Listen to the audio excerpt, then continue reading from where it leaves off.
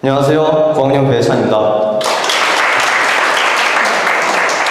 저는 일주일 전 현대자동차 전시회에 갔다 왔었습니다. 그 전시회는 작품 전시도 하는데 체험형 전시가 주를 이루는 그런 전시회였습니다. 저는 그중 미래의 자동차에 타보는 체험을 해보았는데요. 미래의 자동차는 차 안에서 집안에 부족한 식재료를 주문할 수 있고 또 집안에 불을 꺼주는 등 차 안에서 많은 것을 컨트롤하고 관리할 수 있었습니다. 또한 말 한마디로 목적지가 설정되어 차가 스스로 목적지까지 운전해 주었습니다. 오늘은 우리가 앞으로 보고 또 타게 될 자율주행 자동차에 관하여 발표해보고자 합니다. 자율주행 자동차란 운전자의 개입 없이 차량 스스로 주변 환경을 인식하고 주행 상황을 판단해 차량을 제어함으로써 스스로 주어진 목적지까지 주행하는 자동차를 말합니다.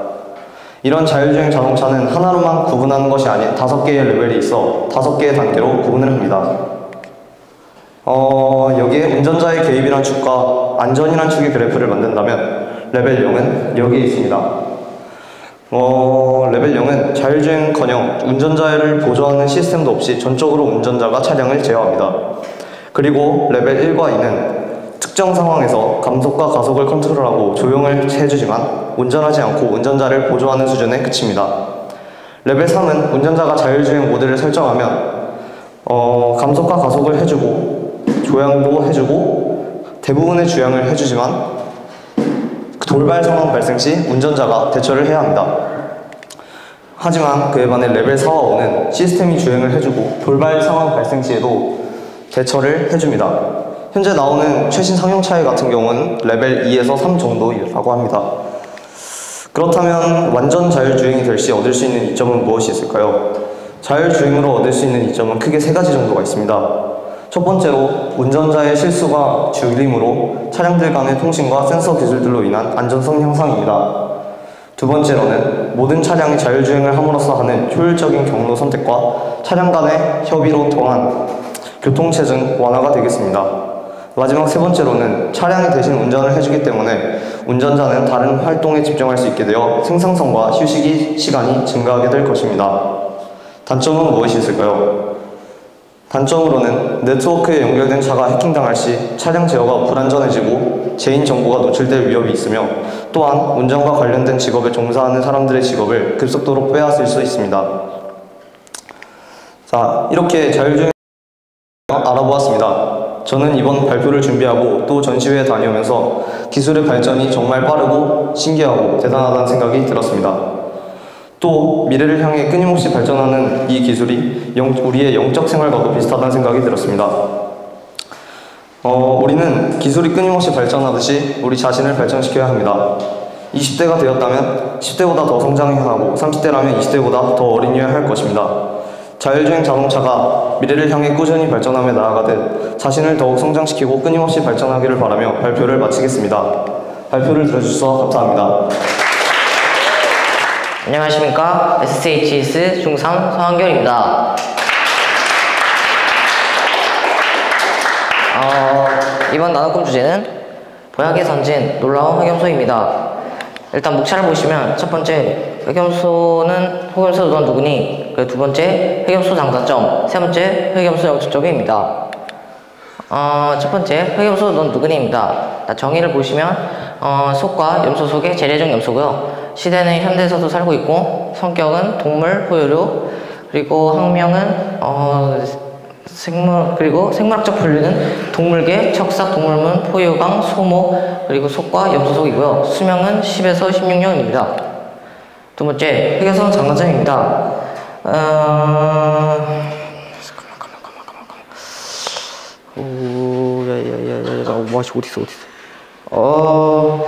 있어? 뭐야? 잠깐만. 흑염소 장단점 잠깐만, 뭐지? 흑염소 장단점. 염소는 여기구나. 아직 첫 번째인데요. 흑염소는 육배종이 있는데, 흑염소는 뿔을 가진 염소적인 작은 반초동물입니다. 건조한 상태, 거친 지형 등 다양한 지역에서 빠르게 적응하며 번식률도 높은 편입니다. 일반적으로 400일 이상 자랄 형체 몸 길이는 60에서 80cm, 최고는 45에서 55cm입니다. 수명은 10에서 16년 정도이고 생후 5, 6개월이면 성숙합니다. 임신기간은 145에서 161일 정도이고 이듬해 봄에 한 마리에서 두 마리의 새끼를 출산합니다. 두 번째는 흑염소 장단점입니다. 일단 흑염소 장점은 체격이 작고 성장이 더디지만 고기 맛이 좋고 영양 풍부해 식용 및 약용으로 이용되는 우리나라 고유의 유적 자원입니다. 저기 보이시는 분은 제가 먹고 있는 흑염소 보약인데요. 저희 어머니께서 저걸 먹으면 키도 크고 그리고 몸도 좋아지고 기력도 좋아진다 하셔가지고 열심히 꾸준히 먹고 있습니다. 어쨌든 보약 초식 두문 중에서 거친 먹이의 이용성이 가장 우수하고 산악 지역을 좋아하는 특성이 있기 때문에 산지 인근을 중심으로 사육이 성행하고 있습니다. 또 세종실록에는 염소와 흑염소를 구분짓고 알권지어 기록하고 있으며 보양식으로 가장 애용된 동물이기도 합니다. 또 중보산림경제와 본초 강목에는 흑염소가 화약을 낫게 하고 보양 강장, 회춘하는 약이며 마음을 편하게 한다고 소개되어 있습니다. 또한 단점도 있는데요. 단점은 산초이나 섬 지역에서는 방목해 키우기도 하지만 방목된 흑염소가 너무나 식물을 훼손해 생태계 파괴가 문제이기도 합니다. 그러나 단점도 있지만 장점이 더 많은 우리의 흑염소인 것입니다. 세 번째는 흑염소의 목적입니다. 일단 본문 구절 보시겠습니다. 염소, 염소에도 이제 흑염소가 포함이 되겠죠. 염소의 젖은 넉넉하여 내 음식과 내 가족들의 음식이 될 것이요 내 여정의 생기가 되리라. 잠언 27장 27절. 이 구절과 같이 흑염소는 우리를 위해 넉넉한 음식과 가족들의 생계를 위해 희생한 것 같이 예수님께서도 우리의 생명을 위해서 희생하신 공통점을 가지고 있는데요. 이와 같이 우리가 살면서 흑염소 고기를 먹거나 저처럼 흑염소 보약을 먹을 기회가 있을 때마다 흑염소의 처지와 비슷했던 예수님을 기억하고 그것에 대해서 감사하면서 또 감사하는 김에 흑염소에게도 고마움을 표하며 사시는 여러분이 되셨으면 하는 마음으로 흑염소라는 발표를 마치겠습니다. 감사합니다. 안녕하세요. 9학년 송민철입니다. 저희 오늘 나의 꿈 너의 꿈 주제는 기시감, 바로 데자뷰인데요. 여러분은 혹시 데자뷰를 느껴보신 적 있으신가요? 네! 일단 모두가 아시겠지만 데자뷰를 짧게 설명을 해드리도록 하겠습니다. 기시감이란 처음 가본 곳인데 예전에 와본 것처럼 느끼거나 처음 해본 일인데 전에 했던 것 같이 느껴서 이제 친숙하게 느끼는 것입니다. 이것이 전 세계 60% 이상이 느껴봤다고 이제 통계는 나와 있는데 저는 솔직히 그것보다는 훨씬 더 많을 거라고 생각합니다. 주변에 기시감을 안 느껴본 사람을 본 적이 없기 때문입니다. 기시감은 그러면 왜 일어날까요? 기시감은요, 기억 회로의 실수로 일어나게 됩니다. 이 뇌에는 측두엽이라는 부분이 있는데 그것이 과거에 경험한 것들에 대한 기억과 감정을 불러오는 역할을 합니다. 이게 잘못 예상치 못하게 발생하거나 작동을 하면 이제 가짜 익숙함, 바로 기시감을 불러오게 됩니다. 이렇게 기시감에 대해 짧게 알아봤는데요. 이 기시감은 어떤 상황에 나오게 될까요? 제가 한번 정리해 보았습니다. 일단 X 결씨는 게임 캐릭터를 얻었을 때 이거 전에도 얻어본 것 같은데? 하고 이제 기시감을 느껴보았다고 하고요. X 씨는요, 국도여행을 갔을 때 여기서 꿈에 한 번 와본 것 같은데? 하고 이제 기시감을 느껴보았다고 합니다. 김 XG 씨는요, 초등학교 때 선배가 인형 모양 필통을 가지고 내려왔는데 뭐지 저 선배? 분명 저번에도 인형 모양 필통을 가지고 내려온 것 같은데? 하고 이제 기시감을 느꼈고요. 송 X인 씨는 서 X 씨와 비슷하게 새로운 여행지에 놀러 갔을 때 한번 와본 것 같다고 느꼈다고 합니다. 이렇게 기시감을 느낀 상황들에서는요, 두 가지로 크게 나뉘게 되는데요. 바로 꿈에서 보거나 그냥 내가 착각을 해서 기시감이 발생하게 됩니다. 이거 말고도 실제로 전에 그 상황과 유사한 상황이 있었거나 그러면 그래도 기시감을 느낄 수 있다고 합니다. 이렇게 기시감에 대해 한번 말해봤는데요. 기시감의 반대말이 있습니다. 무엇일까요? 바로 미시감입니다.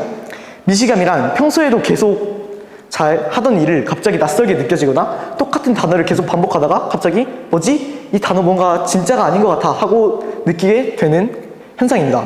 좀 바보 같지만 정말로 있는 현상입니다. 이것에 대한 실험 결과가 하나 있는데요. 크리스 물렉이라는 사람이 60초 동안 92명의 자연봉사자들에게 문이라는 글자를 30번 적게 했다고 합니다. 이 실험이 끝난 뒤 68%의 자원봉사자들은 이 문이라는 단어에 대한 의구심을 들고 이게 진짜인지 아닌지 헷갈려 했다고 합니다. 이렇게 미시감은 우리 주변에서도 볼 수 있는 현상입니다. 저도 느껴보았고요. 자, 이렇게 우리의 뇌는 정말 많은 착각을 하고 살아갑니다.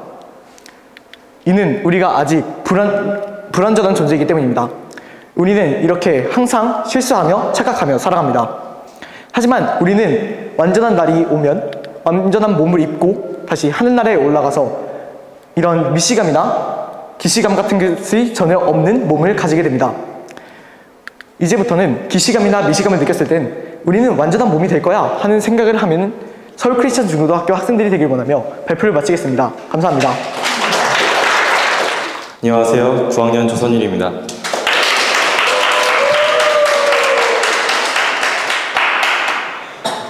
제가 이번에 발표할 주제는 사람들이 제일 많이 세우면서 제일 많이 지키지 않은 것, 바로 약속에 관한 것입니다. 먼저 약속이란 미리 정하여 두는 것을 뜻하는 말입니다. 이런 약속에는 개인적인 약속과 사회적인 약속으로 나뉘는데요. 개인적인 약속에는 언제 어디서 만날지에 대해서 정하는 것이고요. 그리고 사회적인 약속으로는 신호등 지키기, 남의 물건을 뺏으면 벌을 받는 것 등이 있습니다. 약속은 전 세계적으로 모든 사람이 지키려고 노력합니다. 왜일까요? 그 이유를 알아보기 위해 극단적으로 모든 사람이 약속을 지키지 않는 세상을 만들어 보겠습니다.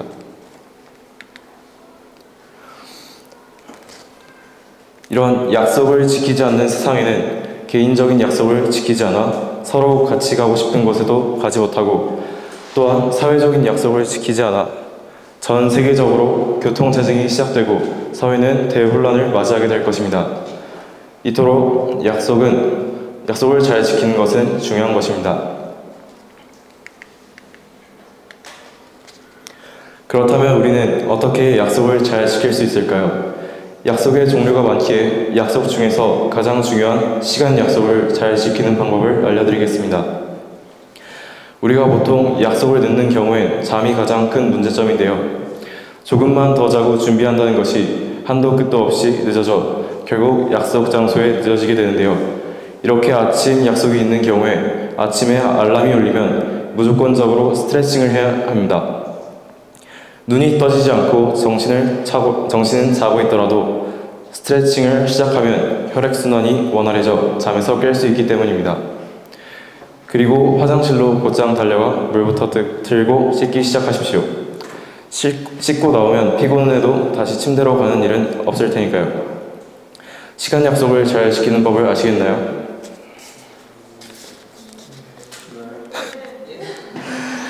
약속이 없거나 약속을 지키지 않으면 반드시 혼란이 찾아오기 마련입니다. 허나 반대로 약속을 잘 지키면 약속한 서로 간의 신뢰가 쌓이고 더 나은 결과를 만드는 것입니다. 이러한 중요한 약속은 세상 사람들만 지켜야 하는 것이 아닙니다. 우리 그리스도인들도 반드시 약속을 지켜야 합니다. 그러나 그리스도인들이 하는 약속은 세상 사람들이 하는 약속과는 다릅니다. 그리스도인들이 하는 약속은 하나님과 하는 약속이라는 점에서 세상 사람들과 많이 다르다는 것입니다. 그렇다면 그리스도인들이 하는 약속은 무엇이 있을까요? 많은 약속이 있겠지만 가장 중요한 약속은 대부분의 성도들이 자신의 몸을 바쳐 하나님께 헌신하겠다고 하는 약속입니다. 그러나 대부분의 성도들은 하나님께 헌신을 약속하면서도 그것이 있었냐는 등 하나님과 자신 사이에 있었던 약속을 잊어버리긴 합니다. 하지만 약속이 없는 세상이 전 세계적으로 혼란이 왔던 것처럼 하나님과 우리 사이에 교통체증이 생길 것이고 우리는 당연히 하나님께 신뢰를 잃을 것입니다.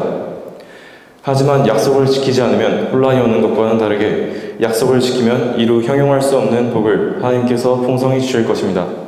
학생 여러분 모두 하나님과의 약속을 잘 지켜 하나님께서 주신 풍성한 복을 누리시길 바랍니다. 감사합니다. 안녕하세요. 10학년 권기훈입니다.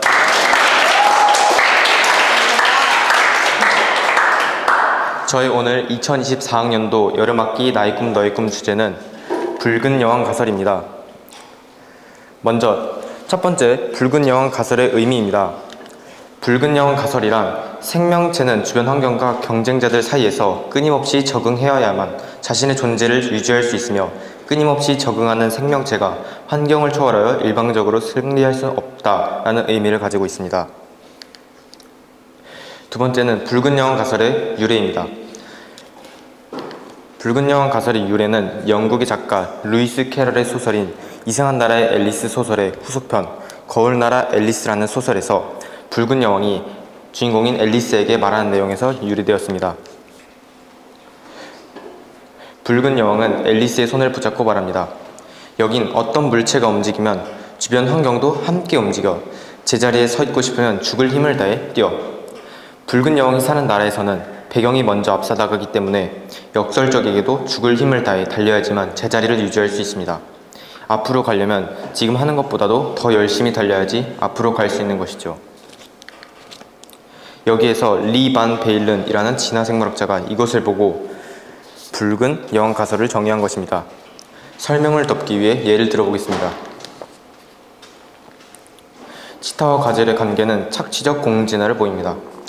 치타는 먹이를 사냥하기 위해, 가젤은 생존하기 위해 서로 빨라지기만 한 것이죠. 하지만 서로 무조건 사냥하고 무조건 생존하는 게 불가능하다는 것입니다. 마지막으로 영적 적용입니다. 여러분들은 구령을 할 것입니다. 그리고 구령을 하면 뿌듯하겠죠. 하지만 실패할 때도 많을 것입니다. 왜냐하면 여러분들이 성경을 공부하고 구령을 하면 할수록 세상 사람들도 그만큼 마지막 시대에 따라 같이 악해지고 있기 때문일 것입니다. 여러분이 새로운 주제를 가지고 가도 사람들은 그것에 따라 또 새롭게 거절할 방법을 모색할 것입니다. 그러면 저는 더 열심히 공부를 해서 구령을 해야겠죠. 제가 이 주제를 준비한 이유는 제가 구령에 있어서 많은 어려움을 겪었는데 왜 그럴까 하고 생각을 해보니까 이런 붉은 여왕 가설이라는 것이 생각이 났고, 고속도로에서 차들이 앞으로 가려면 속도를 내서 추월하듯이 저는 점점 더 악해지는 세상보다 더 열심을 내서 하나님의 말씀을 공부해야겠다는 생각이 들어서 이것으로 발표를 준비하게 되었습니다. 제 발표를 경청해 주셔서 감사합니다. 안녕하세요. 고1 박수환입니다.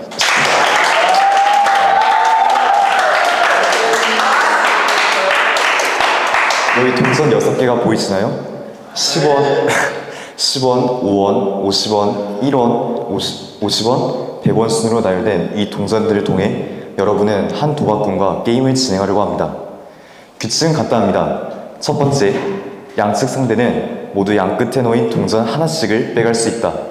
두 번째, 그 이후의 동전들에 대해서도 같은 규칙을 적용한다. 세 번째, 더 많은 돈을 얻은 사람이 상대방의 돈까지 압수한다. 자, 이제 게임이 진행됩니다. 상대가 10원을 가져가네요. 만약 의아하신 분이 있다면 왜 100원을 가져가지 않았을까 하는 의구심이 들 것입니다. 여러분은 5원을 택하겠습니까? 100원을 택하겠습니까? 자, 두 가지 경우를 모두 보겠습니다. 이제 동전 개수는 4개입니다. 위쪽 그림에서 상대는 왼쪽에 50원을 가져갔고, 아래쪽 그림에서 여러분이 100원을 택했을 때는 오른쪽에 50원을 가져갔습니다. 이런 식으로 게임을 진행하다 보면 결국 모든 경우에서 상대는 110원을 얻고 여러분은 106원을 얻게 된다는 사실을 알게 될 것입니다. 만약 이길 수 있었다고 판단했다면 그것은 여러분의 오판입니다. 당초 이 게임은 상대방의 지능적인 게임 논리에 패배할 수밖에 없는 조작된 게임입니다. 수학에서는 홀짝성이라는 논리가 있죠. 이 논리로 게임을 해석해 보겠습니다. 여기 빨간색과 파란색이 보이시나요? 상대는 게임을 시작하기 전 재빨리 빨간색과 파란색 진영의 동전의 합을 각각 계산하고 서로 비교했을 것입니다. 빨간색 진영의 동전의 합이 더 많군. 먼저 시작한다면 내가 이기겠어. 자, 상대는 빨간색 진영에 10원을 가져갔습니다.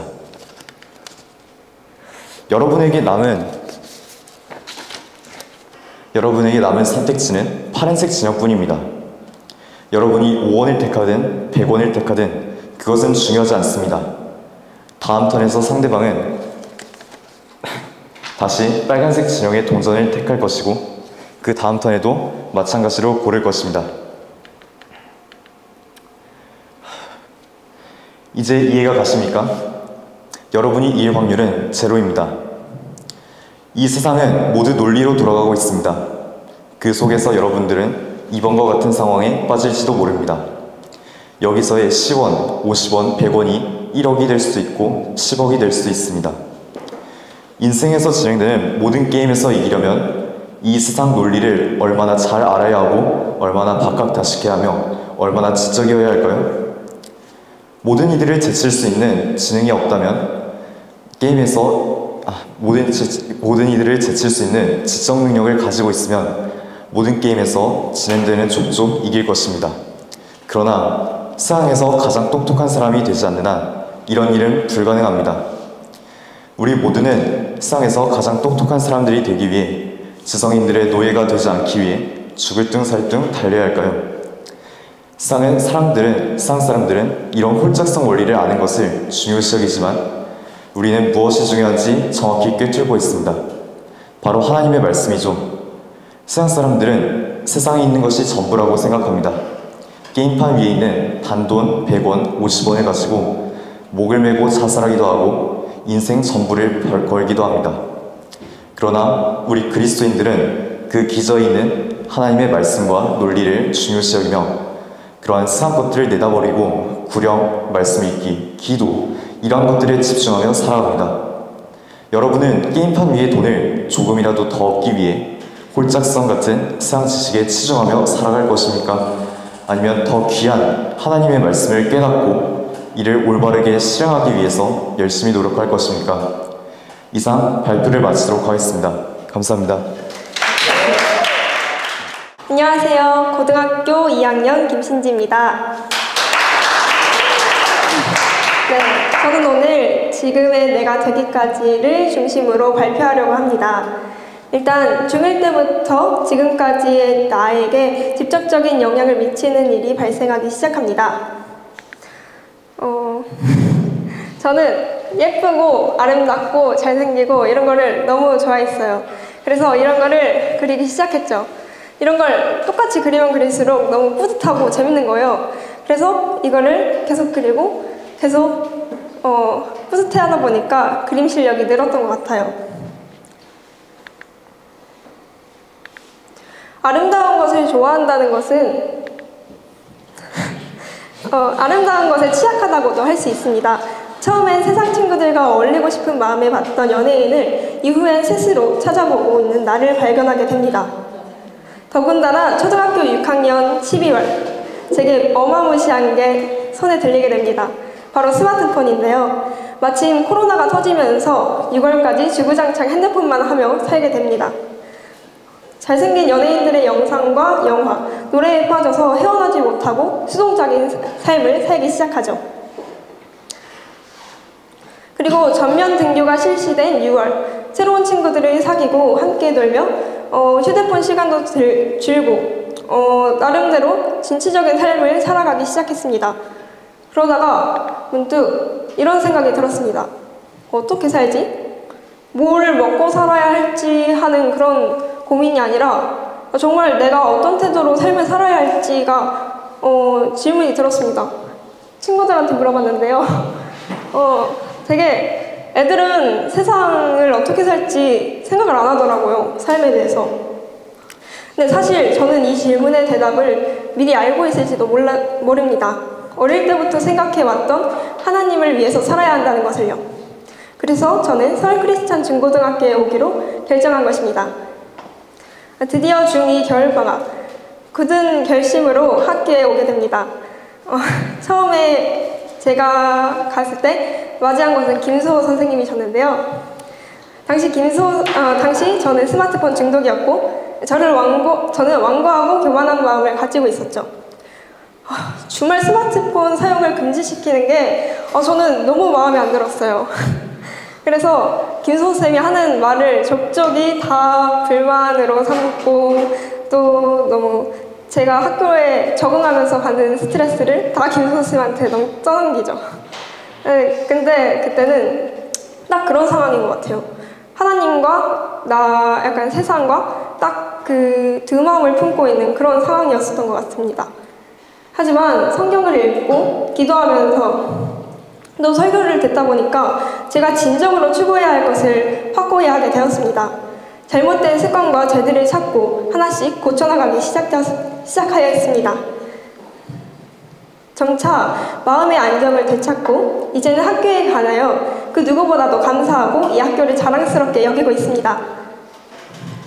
세상 학교를 안 다녀본 학생들은 모를 수도 있는데 이렇게 그리스도인 친구들과 영적인 교제를 하면서 이런 안전한 공간에서 생활할 수 있다는 것은 정말 좋은 복인 것 같습니다. 마지막으로 하고 싶은 말이 있는데요. 저는 이런 감사와 기쁨을 누릴 수 있게 저를 핸드폰 중독에서 빼내어 이 학교로 보내주신 하나님께 굉장히 감사하고 있습니다.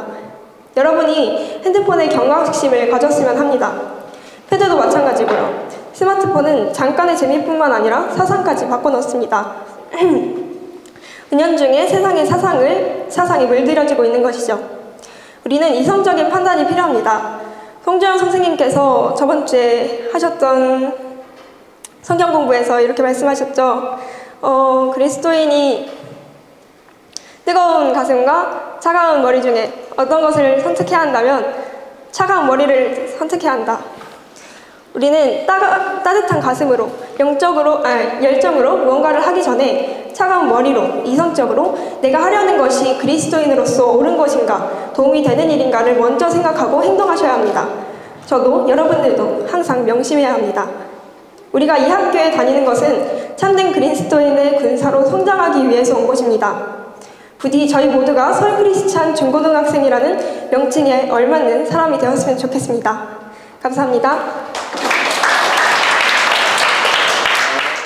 안녕하세요. 11학년 김예인입니다. 저는 오늘 제가 왜 이 학교에 들어오게 되었는지 이 시간 얘기해보고자 합니다. 때는 초등학교 6학년 제가 방황하게 된 사건이 발생합니다. 6학년 여름방학 전 어머니께서 저에게 한 질문을 하셨습니다. 너는 서울 크리스찬 중고등학교 가고 싶어? 라는 질문이었습니다. 그때는 세상 친구들이 너무나도 좋았고 언니의 중2병이란 상황이 겹쳐지면서 그 질문에 대한 대답을 아니오로 이끌었습니다. 그렇게 저는 초등학교를 졸업하며 중학교로 가게 되었습니다. 하지만 코로나가 터져버렸죠. 한 달 동안 집에 나가지 않았습니다. 집에서도 방에 나가지 않아 걷는 게 어색하고 이상하다라고 느껴질 정도였습니다. 저는 집에 있는 동안 휴대폰에 빠지고 말았고 새벽 4시에 자서 아침 8시에 일어나는 일상을 반복하게 되었습니다. 정말 나태한 나날들을 보냈습니다. 유일한 외출날이었던 주일날에 목사님의 매일 성경을 읽고 기도해야 한다라는 말씀은 나태한 저를 찔렀고 이번 주에는 진짜 성경을 읽을 거야 라고 매주 다짐했지만 월요일이 되면 나태한 날이 다시 반복되고 말았습니다. 또 서울 크리스찬 중고등학교에 다니는 친구들 보며 쟤네는 성경도 읽고 그렇겠지 라는 생각도 하게 되었습니다. 그런 날이 반복되던 도중 6월 29일 언니가 학교에 같이 다니자는 말을 했습니다. 그때부터였습니다. 이 학교에 가기 싫다고 했던 말이 무색할 정도로 너무너무 가고 싶어졌습니다. 제가 이 학교에 가는 것이 옳은 일일지 잘못된 선택을 하는 것은 아닐지 많은 고민이 되었지만 그래도 거기 가면 적어도 신앙을 지킬 수 있겠다라는 생각에 결론적으로 학교에 들어오기로 결심했고 어머니께 학교에 다니고 싶다고 말씀드렸습니다. 세상 학교에서 마지막 학교 생활을 했고 약속대로 점심시간에 저를 찾아온 아버지와 자퇴절차를 밟고 학교를 나오며 세상 학교에서 보낸 6개월이라는 시간이 참 허무하다라는 생각이 들었습니다. 그리고 입학시험을 보고 7월 1일에 이 학교에 들어오게 되었습니다. 어쩌면 제 인생을 뒤흔들었을지도 모를 결정이 3일 만에 일어난 것입니다. 이렇게 저는 학교에 들어오게 되었습니다. 마치 누가복음 15장 11절에 나오는 탕자처럼 6개월이란 방황 끝에 온실에 돌아왔다고 생각합니다. 그 당시에는 주님께서 저를 이곳으로 인도하셨다고 느끼지 못했지만 지금 돌아보면 주님의 인도하심이 없었더라면 저는 세상에 흠뻑 빠져 옳은 것과 그른 것도 구분하지 못하며 세상이 살만한 곳이다 라고 생각하며 살았을지도 모릅니다. 주님께서 저를 인도하심에 감사드립니다. 사실 이 학교에 들어오기로 한 선택을 후회했던 적도 있습니다. 하지만 이 학교에 들어오길 잘했다. 정말 잘한 선택이었다라고 생각합니다.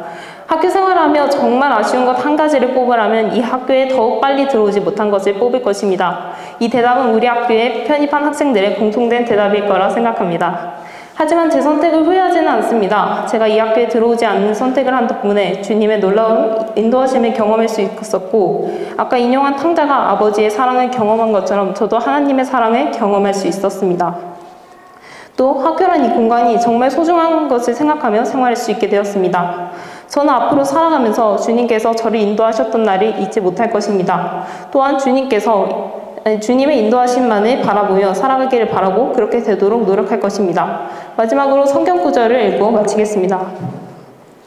주의 진리로 나를 인도하시고 나를 가르치소서. 주께서는 내 구원의 하나님이시니 내가 종일 주를 기다리나이다.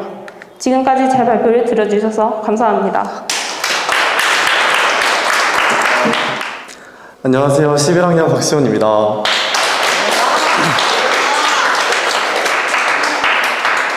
어느덧 봄이 거의 다 지나가고 다음 계절인 여름이 오고 있습니다. 많은 분들은 봄을 좋아하시지만 저에겐 고통스러웠던 봄의 단점, 송화가루에 대해 소개하려고 합니다. 송화가루는 소나무의 꽃에서 나오는 꽃가루입니다. 여러분들 혹시 옥상 정자에 앉았는데 옷에 노란 가루가 묻어서 털으신 적이 있으신가요? 그게 송화가루입니다. 만약 봄에 창문을 열어놓고 외출하셨다면 집안에 온통 송화가루로 뒤덮일 것이고, 주차된 차 위에 덮여있어 와이퍼로 닦아도 잘 지워지지 않을 것입니다. 특히 문제는 송화가루 알레르기 반응을 일으키는 사람들이 많다는 것입니다. 예를 들어 피부가 빨갛게 붓고 간지러워 긁고 목이나 콧구멍이 부어 호흡이 힘들어지고 재채기를 하는 것이 있습니다. 약을 먹어 일시적으로 증상을 완화시킬 수는 있다고 하지만 그렇다고 스트레스가 없어지진 않습니다. 그리고 집에서 있을 때 창문을 여는 것조차 무서워집니다. 게다가 소나무 벌목이 법적으로 금지되어 있고 한국에서는 알레르기에 상대적으로 무관심하기 때문에 송화 알레르기가 있는 사람이 집 주변에 소나무가 있다는 사실을 뒤늦게 깨달았다면 본인이 나무가 없는 곳으로 이사가는 것 외에는 피할 방법이 없다고 합니다. 산림청에서는 미세먼지 입자를 막기 위해 소나무가 필요하다고 합니다. 미세먼지 입자를 막기 위한 소나무의 송화가루 입자가 알레르기 반응이 있는 사람에게는 고통으로 전해지는 것이죠. 송화가루는 이런 단점 말고 장점도 있는데요. 송화가루를 채취하여 식용으로도 이용해 송화차를 만들어 먹을 수 있습니다. 또한 송화가루를 과학 실험에도 사용하는데 물에 녹지 않고 물에 잘 뜨는 데다 노란색이라서 물 표면을 관찰하기에 용이합니다. 우리가 인생을 살 때 송화가루 입자가 코나 입으로 들어가듯 마귀가 언제든지 틈타 죄를 지을 수 있습니다.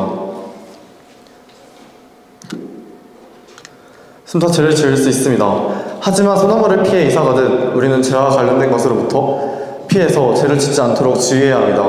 또한 차를 덮은 송화가루를 와이퍼로 닦아도 지워지지 않는 것처럼 우리가 하나님께 죄를 지어서 계속 회개한다 하여도 우리는 다시 죄를 지을 것입니다. 성경은 악은 어떤 형태이든지 피하라고 말씀하십니다. 또한 모든 무거운 것과 쉽게 에워싸는 것을 벗어버리고 인내로 우리 앞에 놓인 경주를 하라고 말씀하십니다. 이로써 우리는 우리를 향해 오는 송화가루 같은 죄의 유혹을 뿌리치고 하나님과의 교제로 우리 마음을 땅에 두는 것이 아닌 하늘에 두어야 합니다. 우리 학교 학생 모두가 죄를 멀리하고 하나님과의 교제로 영적으로 성장해 하나님의 일꾼이 되길 바라며 발표를 마치겠습니다. 감사합니다. 안녕하세요. 11학년 서한수입니다. 오늘 제가 발표할 주제는 바로 식물 키우기입니다. 저는 현재 8개의 식물을 키우고 있는데요. 제가 반에서 식물을 키우게 된 배경은 중3 때 한참 점심시간 이후 이제 간식을 먹으려고 농협에 가서 돈을 많이 썼었는데 그때 항상 살이 찌는 것을 고민하지만 막상 간식을 많이 먹는 게 스스로 이상하다고 생각을 했었는데, 그래서 차라리 이런 거에 돈을 쓰기보다는 그 농협에 마침 팔고 있는 그런 많은 식물들을 하나하나 사면서 식물 키우는 걸 취미로 붙이면 어떨까라는 생각을 하게 돼서 그때부터 이 식물 사는 것을 시작하게 되었습니다.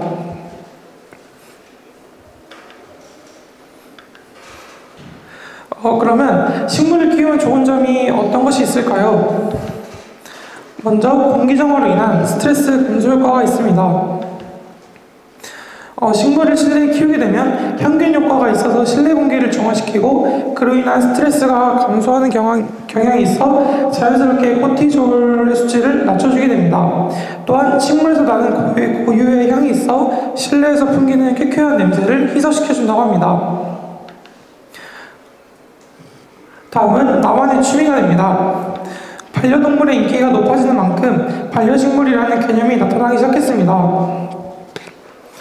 동물과 같이 식물을 돌보고 그리고 가꾸며 한 식구로 생각하는 것인데요.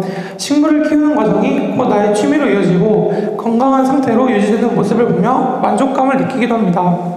별다른 취미가 없다면 실내 식물을 키우는 것이 나만의 힐링이 될 수 있는 것입니다.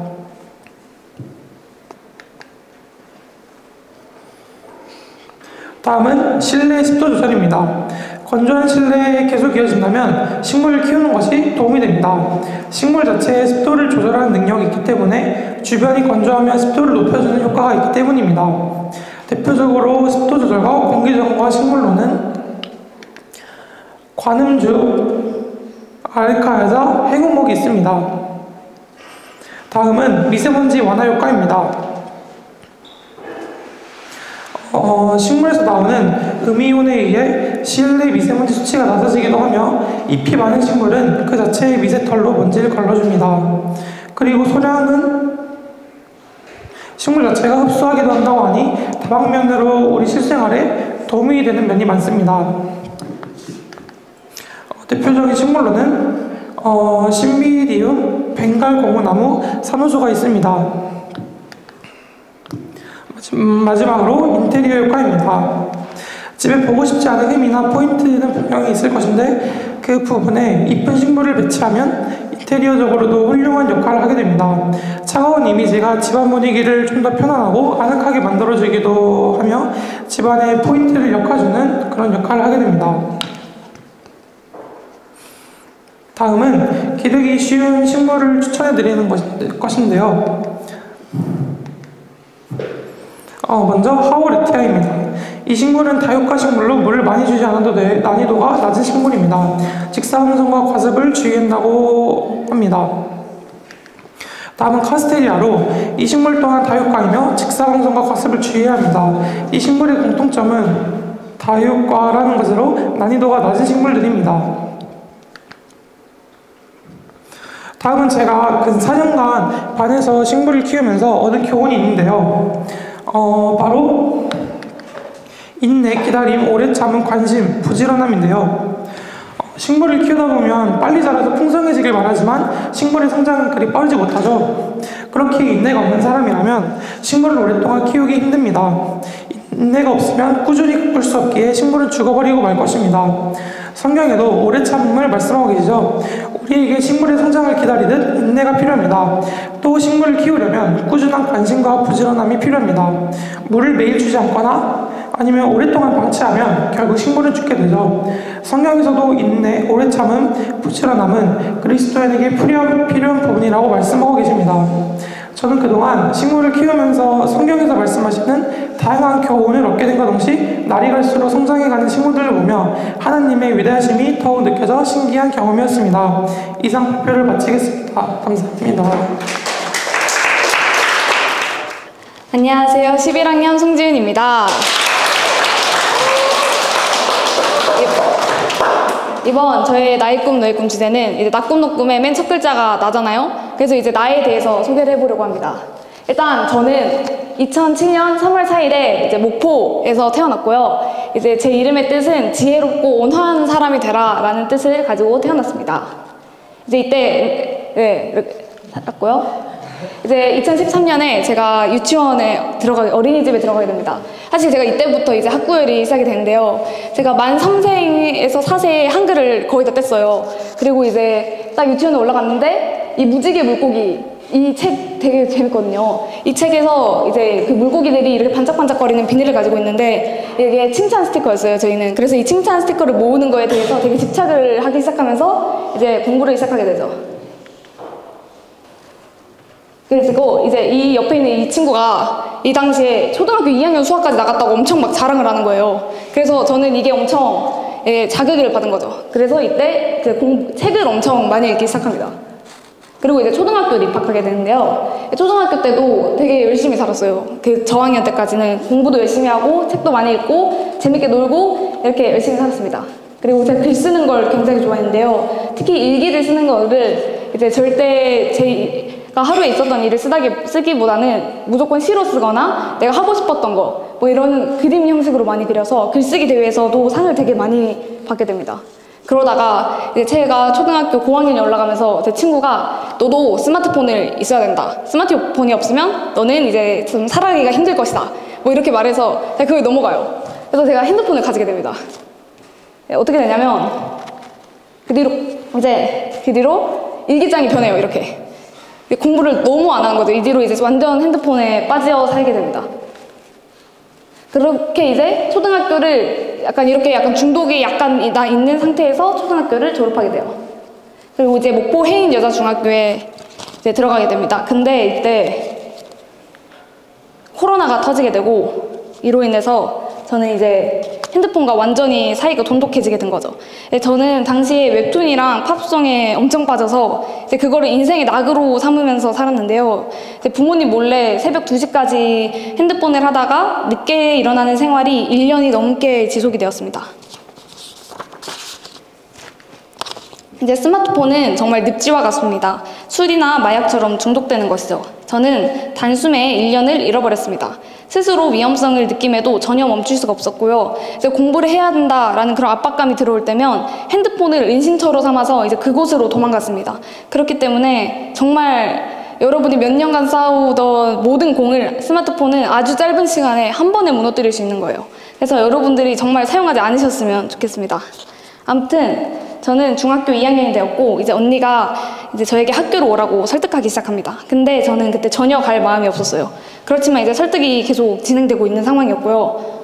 저는 당시에 몇십 분 동안 이제 유일하게 핸드폰을 하지 않고 옥상에서 올라가 하늘을 보는 것을 즐겼는데요. 그러던 중 문득 기도를 제가 하게 되었습니다. 하나님께 이제 하나님, 내가 진정으로 그 학교에 가기 원하신다면 이번 기말고사에서 저를 전교 몇 등 이상 하게 해주세요.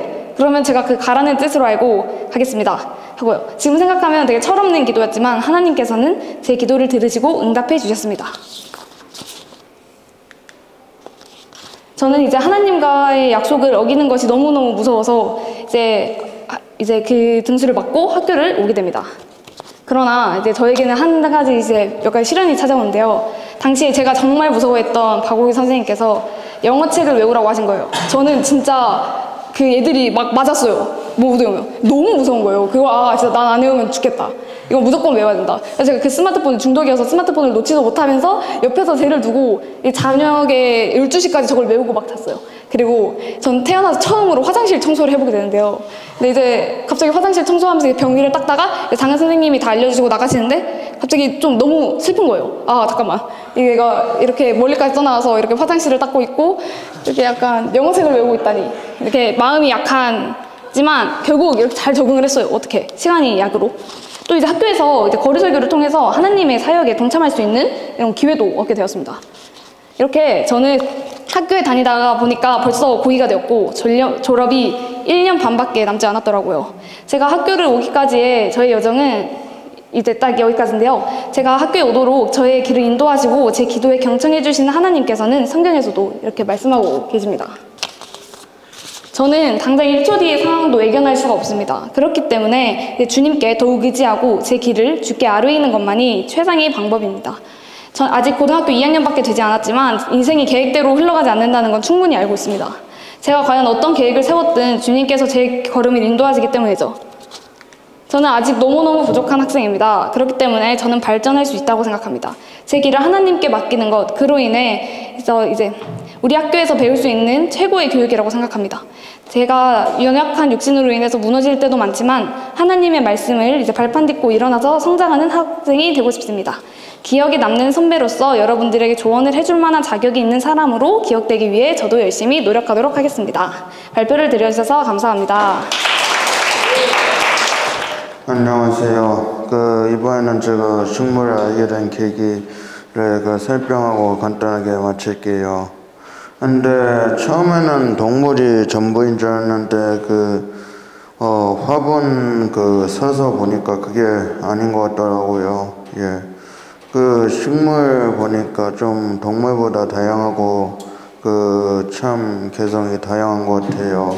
꽃은 꽃대로, 잎은 잎대로, 열매는 열매대로 다 다양한 것 같고 식물을 안다는 건 쉽지 않은 것 같아요. 감사합니다.